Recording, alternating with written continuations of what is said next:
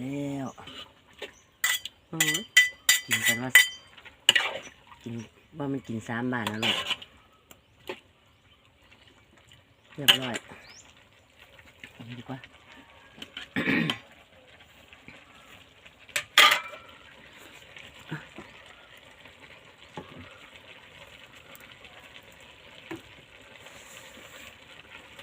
อร่อยดิเรียบร้อยเดี๋ยวที่อยู่กรอบ ได้แล้ว เรียบร้อย เรียกนั่นก็ตื่นเอา